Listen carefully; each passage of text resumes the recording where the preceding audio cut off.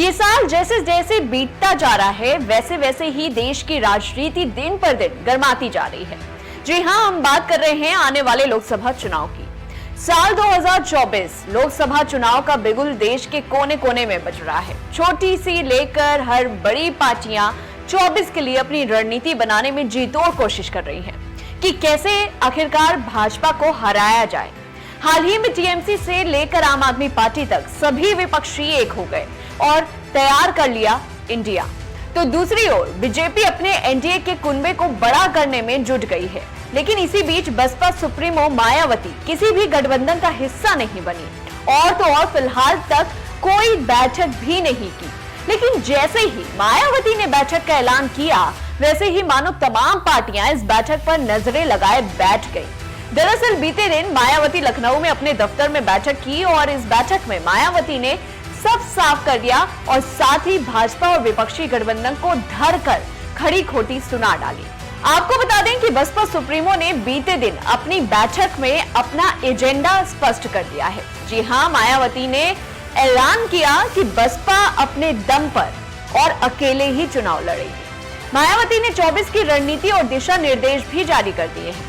इस दौरान बसपा सुप्रीमो ने पार्टी को कैडर और छोटी छोटी बैठकों के आधार पर गांव-गांव में बसपा को मजबूत बनाने और सर्व समाज में जनाधार बढ़ाने के लिए कहा। साथ ही उम्मीदवारों के चयन में खास सावधानी बरतने का भी निर्देश दिया। इसके अलावा उन्होंने पार्टी के कार्यकर्ताओं को छोटी छोटी बैठकें करने के भी आदेश दिए ताकि पार्टी को फिर से जमीनी स्तर पर मजबूती दी जा सके। मायावती ने पदाधिकारियों से कहा कि तन मन धन से संगठन को मजबूत करने की दिशा में जमीन पर काम करे। गठबंधन की बात पर मायावती ने कहा कि वो सत्ता और विपक्ष दोनों ही गठबंधनों से दूर रहेंगी, क्योंकि गठबंधन करने से हमेशा बीएसपी को नुकसान हो जाता है। हमारा वोट दूसरी पार्टी को ट्रांसफर हो जाता है, जबकि दूसरी पार्टियां अपने वोट बसपा उम्मीदवारों को ट्रांसफर करवाने में मदद नहीं करती हैं। इस कड़वी हकीकत को नजरअंदाज करके आगे तो कतई नहीं बढ़ा जा सकता। अब एक तरफ जहां कवायदें लगाई जा रही थी कि बसपा भाजपा के साथ आ सकती है, लेकिन यहां तो मामला ही जस्ट उल्टा पड़ गया है और मायावती ने बीजेपी को आड़े हाथों लिया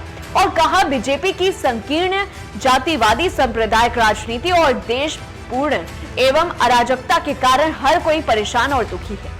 इसलिए भाजपा अपना प्रभाव और जनाधार दोनों लगातार खो रही है, जिससे लोकसभा का चुनाव यूपी में एक तरफा ना होकर काफी दिलचस्प होगा और देश की राजनीति को एक नया करवट देने वाला भी साबित हो। इसी बीच बसपा सुप्रीमो ने लगे हाथ कांग्रेस को भी आड़े हाथों ले लिया और कहा कि कांग्रेस की तरह बीजेपी की कथनी और करनी में भी जमीन आसमान का फर्क है। इनके राज में लोगों की आमदनी अठन्नी और खर्चा रुपया हो गया है।